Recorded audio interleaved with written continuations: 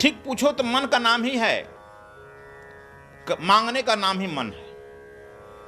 और यह मन मांगने वाला जो है इसको दास होना चाहिए, बन गया है राजा।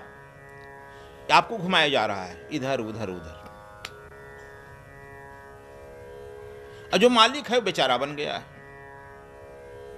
इसलिए ये मांगों के जोड़ का नाम ही समझ लो कि यह मन है। जब तक इस मन से मुक्त नहीं होता है तब तक उस परमात्मा से संबंध नहीं होता। हम जो भी मिल गया है अहोभाव से भरना चाहिए। जो मिल गया उसके लिए धन्यवाद देना चाहिए।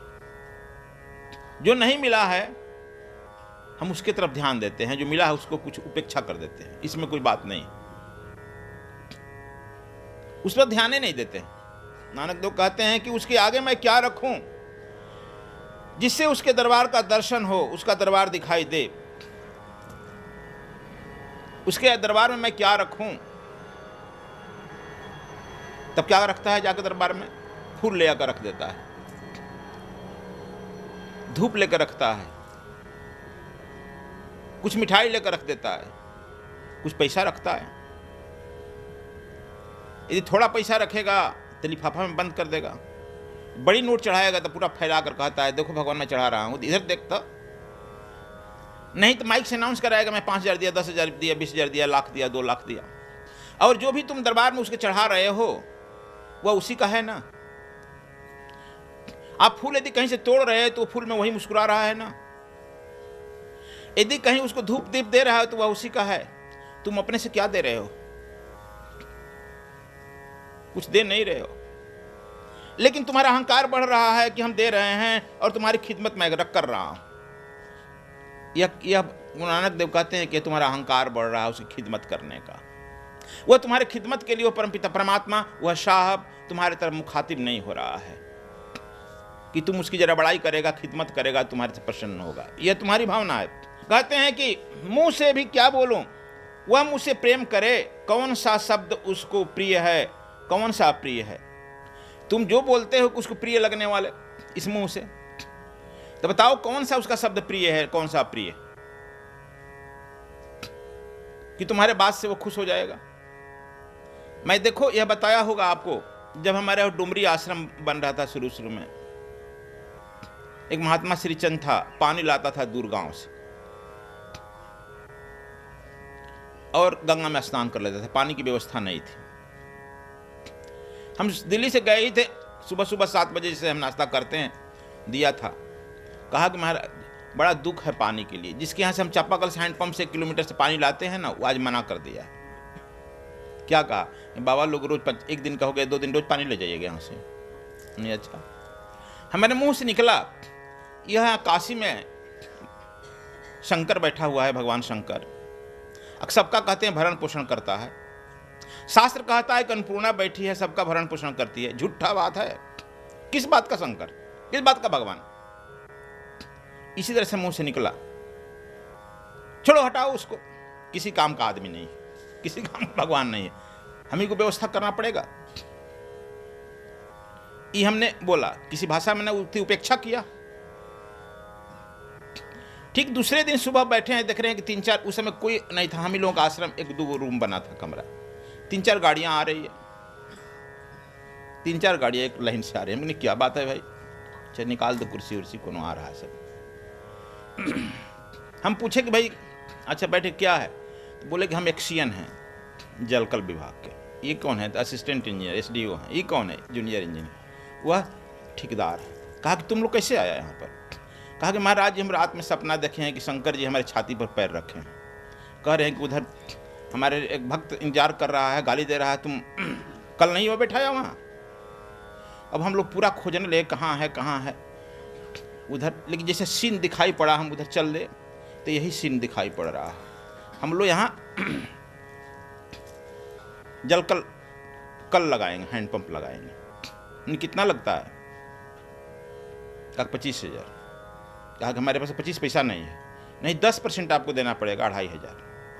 हम कहें ना 25 पैसा नहीं देंगे। किस बात का शंकर? जाकर कह दो मेरे पास 1 पैसा नहीं। कहा कि ठीक है मत दीजिए, रसीद काटते हैं, हम लोग जमा कर लेंगे, वो रसीद पर दस्तखत कर देगा। कहा मैं कोई दस्तखत नहीं करता। श्री चंद जी कहे कि आप मत करिए, आ गए हैं लगाने के लिए, हम ले लेते हैं। वो अपना पैसा जमा किया अपने, कहा कल आएगा चपाक हैंड पंप लगाना पानी, आकर वह कल लगा गया। मैं कथा नहीं कह रहा हूँ, अपनी बात कह रहा हूँ। कई बार घटनाएं ऐसे घटी है। ये बताओ कौन हमने प्रेम सूचक शब्द बोला?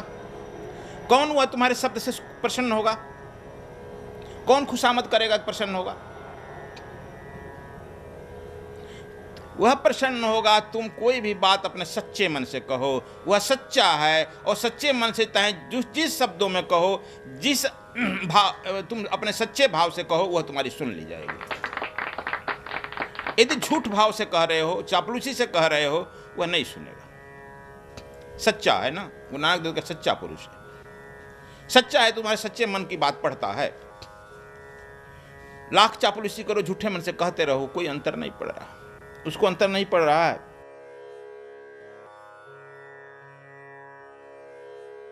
हमने उसी के शब्दों को, जो शास्त्रों में शब्द कह दिए गए हैं झूठे, उसी शब्दों को हम लौटा रहे हैं।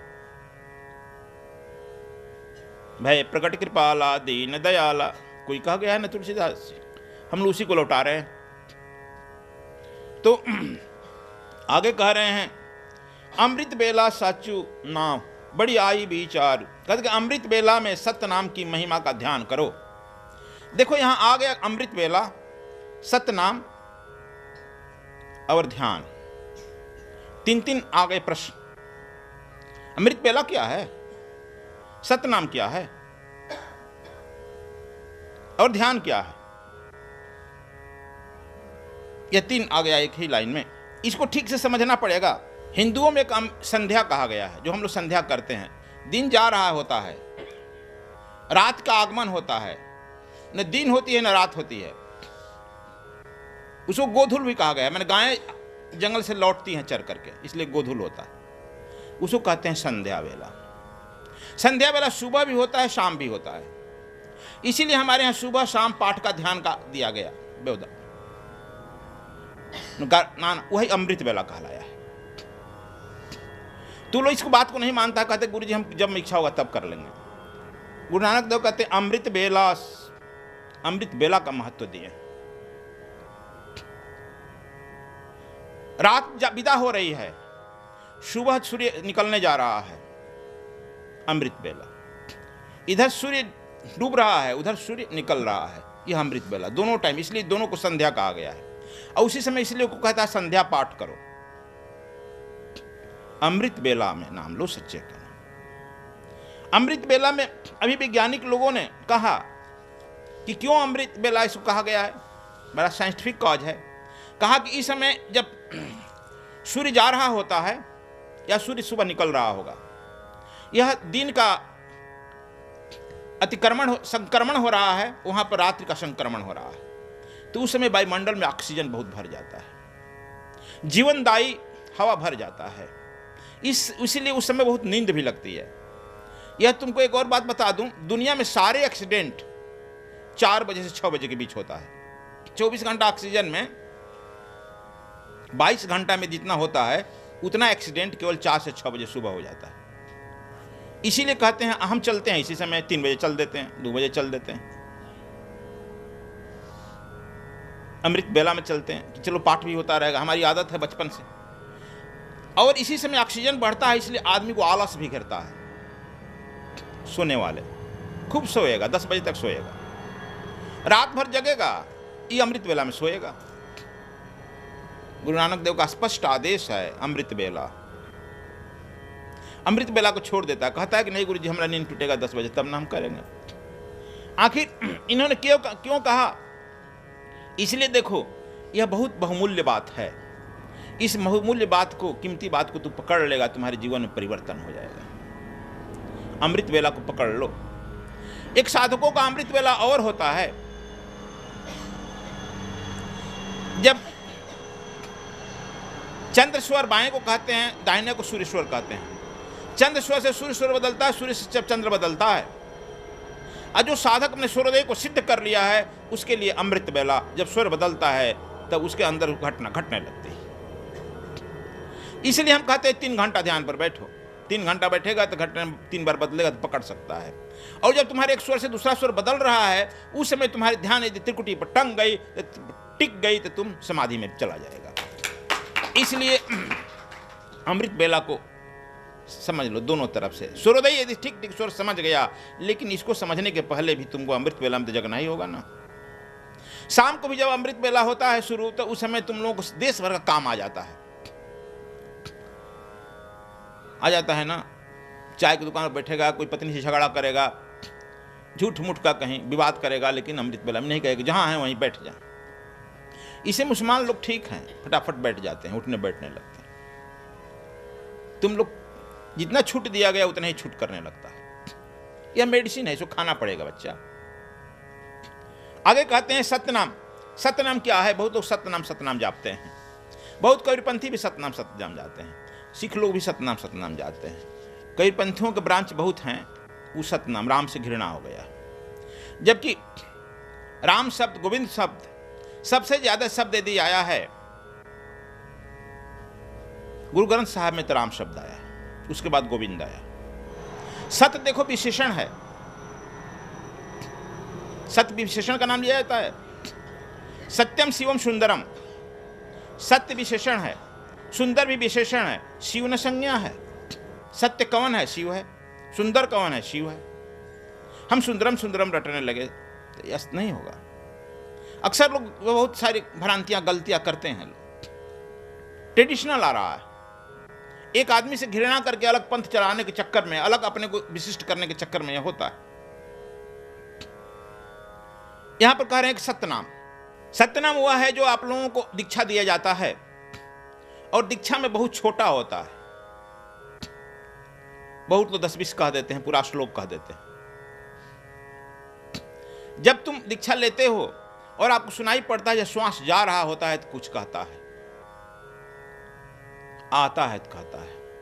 उसको गुरु नानक ने इशारा किया है, एक ओंकार। कृष्ण ने इशारा किया प्रणव, वेद ने इशारा किया ओम। लेकिन हम लोग दीक्षा में ठीक से बता देते हैं कि यह कहो, और उसे सुनो। कर से माला छुओ नहीं, मुख से बोलो न राम। मैंने वह मंत्र सतनाम जो कहते, साहब मेरा भजन करते हैं मैं पाया विश्राम। वह साहब तो भजन करेगा, जो साहब है, सतनाम बैठा है अंदर तुम्हारे अंदर, वह भजन कर रहा है। बस उसके साथ लग जाना है। भगवान कृष्ण कहते हैं साक्षी से देख। बुद्ध ने भी कहा है अनापत सती योग। कबीर उसे कहा अनाहत।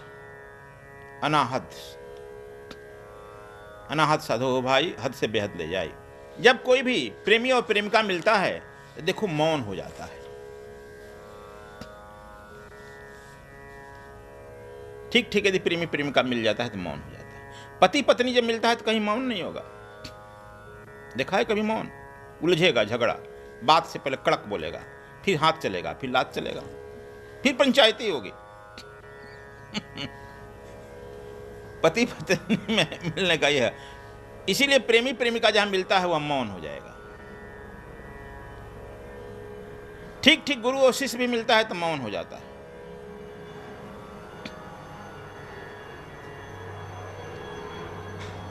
जब मौन हो जाएगा तब तुम में वह प्रेम संवाद बहने लगेगा। प्रेम संवाद अपने आप बहने लगेगा। उस सतनाम का अपने आप जाप होने लगेगा, तू सुनने लगेगा। और गुरु शिष्य के बीच में वह दोनों में वह बह चलेगा निर्झर। गुरु से वह निर्झर बहेगा। एक ओंकार सतनाम रूपी मंत्र बह चलेगा। शिष्य उसमें नहा करके तृप्त हो जाएगा।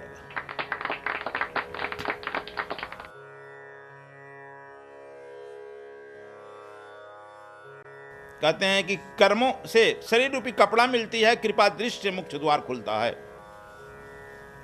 तुम्हारे कर्मों से ही कपड़ा मिला है। हम काले हैं तो अपने कर्मों से ना है। तुम गोरे हो मान साहब तो अपने कर्म से ना है। तो अपने कर्म से ही ना हुआ है। कर्मन के फल देते है वह सदा निर्दोष हरि है। कबीर साहब कहते हैं कि परमात्मा तुम्हें कर्म का ही फल देता है, परमात्मा निर्दोष है, उस पर क्यों दोष लगाते हैं? हम लोग दोष लगाते हैं हमारे साथ ऐसा हो गया वैसा हो गया। कुछ नहीं हो रहा, सब हमारे कर्मों का फल है। इसलिए कहते हैं कि कर्म से कपड़ा मिला है, या कर्म से ही तुमको शरीर मिला है। शरीर मिला है, सेवा करो, लेकिन सुमिरन करो मन से, लेकिन सेवा नहीं किया है तब रोग दुख तो होगा ही ना। इशारा कर रहे हैं कि कर्म से यह शरीर मिला है। भगवान बुद्ध ने भी कहा है तुम जो कुछ हो तुम्हारा वह कर्मों का फल है। भगवान बुद्ध का शिष्य सारिपुत्र जा रहा था, उसके पैरों में बड़ा जोर से चोट लगा। एक पत्थर पड़ा हुआ था रोड पर और अंगुली टूट गया, खून की फवारा निकला। सारिपुत्र उछल उछल कर कूद कूद कर नाचने लगा। सारे उनके गुरु भाई थे, पकड़ क्या हो गया आपको महाराज, रुको रुको बांधे। वह कूद कूद उछल रहा था, नाच रहा था। कहा क्या हो गया? कर्मों का फल, कर्मों का कपड़ा मिल गया, कर्मों का फल मिल गया। कहा कैसे? कहा कि कभी इस पत्थर से हम किसी को मारे होंगे ना। वह पत्थर कड़ा इंतजार कर रहा था कि इस जन्म में नहीं किसी जन्म में मैं आऊंगा, तब से इंतजार कर रहा है हमारा दंड देने के लिए। आज मेरा जो लेखा जोखा पूरा हो गया, मेरा हिसाब किताब पूरा हो गया, मैं खुश हो गया। नहीं तो कभी देनी पड़ती ना उसका, दे हिसाब पूरा हो गया, दुख नहीं। तुमको भी कोई गाली देता है, समझो कभी तू गाली दिया होगा ना, तू रिएक्ट कर जाता है, गाली दिया होगा, हिसाब पूरा नहीं करेगा। किसी का पैसा कभी ले लिया तो लौटाएगा नहीं। तुमको भी कहीं गाली पड़ रहा है तो आज समझो कि वह लेखा जोखा पूरा, अपना हिसाब पूरा कर रहा है। जब वह अपना हिसाब ले रहा है तो तुम रिएक्ट क्यों कर रहे हो और हिसाब क्यों बढ़ा रहे हो? बुद्ध भी यही कहते थे, जब उनको कोई गाली देता था प्रसन्न होते थे खूब मन से। उनका आनंद कहता था कि भगवान हम इसको बताते हैं अभी। कहा क्यों बताएगा, यह अपना हिसाब पूरा कर रहा है, पूरा हो जाने दो ना। अकाउंट में चलता है, भूल भटका अकाउंट में चलता है ना जी, भूला भटकी हिसाब होती है। तो हिसाब हो गया, पूरा हो गया। कृपा दृष्टि से मोक्ष का द्वार खुलता है। कबीर साहब कहते हैं शरीर तो जोगी हुआ, मन का जोगी हुआ नहीं कोई। सहजे सहजे सब मिले जो मन जोगी हो। शरीर का जोगी दिखता है ना, पार्कों में रोज लोग उठते बैठते हैं। शरीर से तो सब जोगी हो जाता है, दिखाने लगता है, लेकिन मन का कोई जोगी नहीं होता है। यदि मन का जोगी साध लिया जाए तो सहजे सहजे तुम जो है मोक्ष का द्वार खुल जाएगा। कहते हैं कृपा दृष्टि से मोक्ष का द्वार खुलता है। यह तुम्हारे स्तुति प्रार्थना से नहीं खुलेगा मोक्ष का द्वार। मोक्ष का द्वार खोलता है by the kind grace of the गुरु, गुरु के अनुकंपा से करता है। जो पहले मंत्र में भी आया है, गुरु प्रसाद।